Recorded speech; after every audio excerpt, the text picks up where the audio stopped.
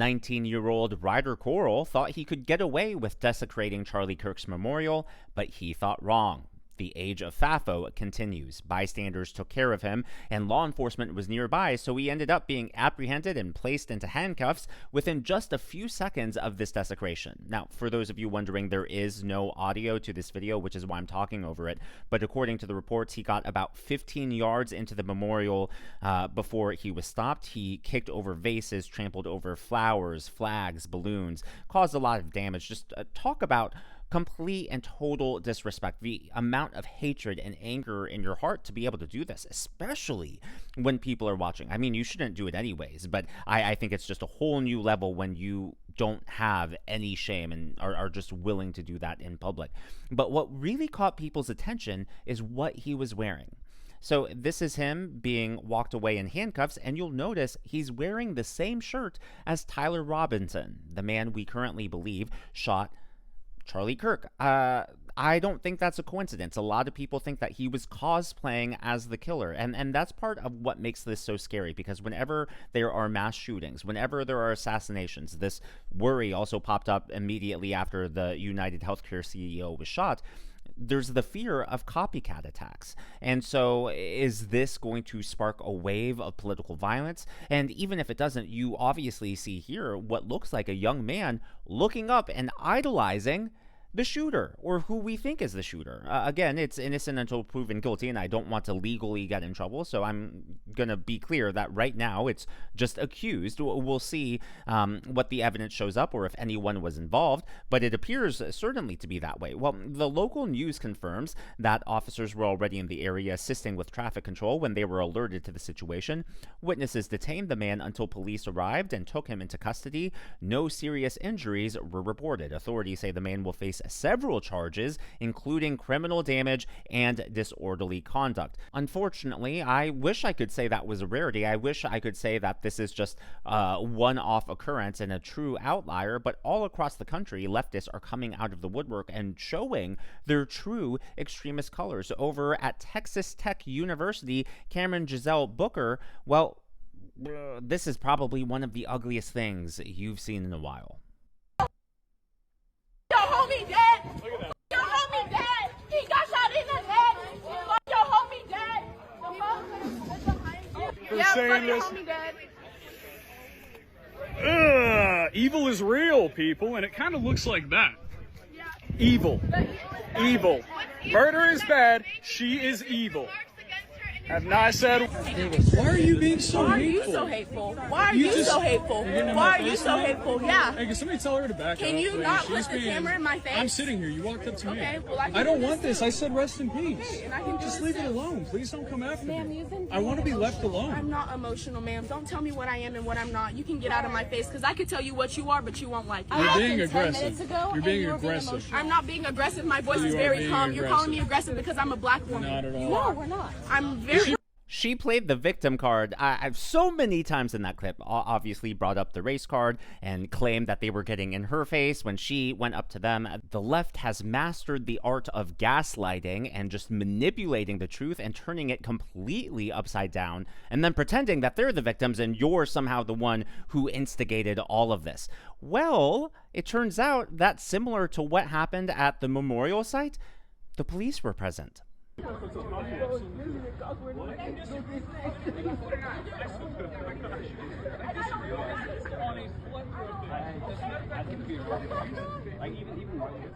Yeah, you can see the police officer standing there. This is the part earlier where she's dancing and cheering that Charlie Kirk had been shot. Apparently, she actually ended up assaulting the guy, but I couldn't find any footage of it to share.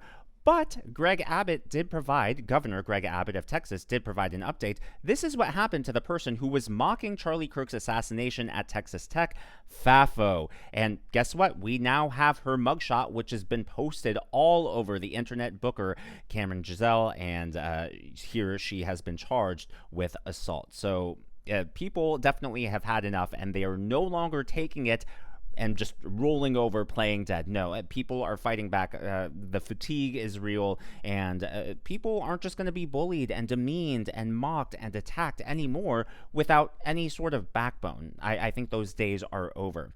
Well, Ted Cruz is also getting involved. There was vandalism all over Texas highways. But before I get into that, I would like to acknowledge Stacey L, Mean Gene, Extra Mean, USMC Car, Beans, Gummy, Peter Forsyth, Unbelievably Crazy, Kathleen Ide, K-Dog, Karen Necht, Inky, McTrim, Pretty Indy, Lightning Director, and Ann Beacock as the members of today's Governor's Club. These are people who give tips and super thanks to the channel. I am so glad that you enjoy. I'm glad that you're here. And for new viewers, new subscribers, welcome as well. Well, just nasty graffiti over highways in Texas, and Ted Cruz is personally going out there to paint over it. It's just an act of service, and good for him. Now, in regards to the age of FAFO, it's not just Ryder Coral or Cameron Booker. Many professionals have also been fired for work for just the inappropriate conduct, the inappropriate, hateful, evil comments, quite frankly. Many of them deans of universities, professors, including physicians. A pediatrician in Atlanta was let go when she was caught online celebrating Charlie Kirk's death. Well, there is now a teacher who's been suspended until this investigation is over because she had a classroom filled with 5th and 6th graders, and she showed them the assassination video of Charlie Kirk over and over again while she was ranting about fascism. Toronto District School Board is investigating after a teacher reportedly showed part of the video of Kirk's assassination to some young students. The school board has not released the name of the teacher, only that they were a staff member at the Corvette Junior Public School. The school's principal says the teacher had been supervising a class of French immersion students in grades 5 and 6 when the video was shown, adding that the teacher was relieved of all responsibilities until an investigation was complete. Now, whether it's any of these specific stories that I've shared in this video or many of the others that are happening all across the country in virtually every single state, the left is defending their reaction. On MSNBC, they say that the reason that they have the reaction that they're having isn't their fault. It's because Charlie Kirk and the Republicans are so evil and divisive. And in fact, it's the Republicans who are rewriting history. They're the ones turning Charlie Kirk into a martyr. You cannot make this stuff up. The reason that he is seen as a divisive figure is, and why the left has had a reaction as well in this, is because he has been known to make racist statements, to say that, you know, if he were to see a black pilot, he wouldn't necessarily trust their ability to fly a plane. He has also said that it was a mistake to pass the Civil Rights Act, and has definitely lobbed a number of attacks on transgender individuals. And so there's a lot across the LGBTQ advocacy space who are opposed to him. And I think you're seeing right now in the aftermath of his horrific and tragic killing that there are two things that are happening, which is the rightful condemnation that political violence across the board is wrong, should never happen. But then the administration and the White House and the Republican movement essentially trying to revise a bit of the history of his legacy.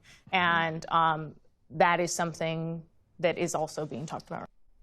Well, they've revised in real time his legacy when he was alive, because they took everything. Even now they're taking everything out of context. That pilot quote is one of the easiest ones to debunk, because the context of that pilot quote was talking about the real dangers of DEI. And obviously the top danger of DEI is you're going to put someone who's unqualified of any background. And by the way, DEI doesn't automatically mean race. DEI can be in reference to all sorts of things. Like, for example, let's take it non-political, non-workspace. Let's say in terms of models, we've seen in recent years DEI in terms of the types of bodies that we see, right? Models used to only be tall, used to only be super skinny, on the verge of anorexic, but because of the fat positivity, no body shaming, all of a sudden we now have plus size models. That is a form of DEI, right? So all of that to say, just because you talk about DEI, it doesn't mean you're automatically talking about race and therefore a racist. And in regards specifically to this pilot situation, the context that Charlie Kirk was making was that you shouldn't be hiring people to make a race quota. You shouldn't be hiring people just because of the color of their skin. Rather, you should be hiring them because of their qualifications. And so if you actually take away DEI, that actually helps improve racism. It helps eliminate racism, because if DEI is in place, the point there is, if you walk into a plane, you may wonder, hey, was this guy hired? Were the standards lowered because of his background. And it doesn't just apply to black people. Maybe he used that as an example, but hey, it can apply to Asians, it can apply to Hispanics, you can apply it to every single race. Maybe it can apply to a white person as well. If you're trying to meet, we can only have 60% whites, and that's what you're considering instead of their skill level. I mean, if the left still wants to keep talking and pushing DEI this and DEI that, why don't they do DEI for the NFL or the NBA, two predominantly black sports? Oh, by the way, why don't we put enough white people on all of the teams so it matches the racial demographic of the country? If you did that, if we put DEI in sports, I guarantee all of a sudden the left would be talking about, oh, you're only putting white people in because they're white. It's not, it has nothing to do with their skills. Oh, it's white privilege.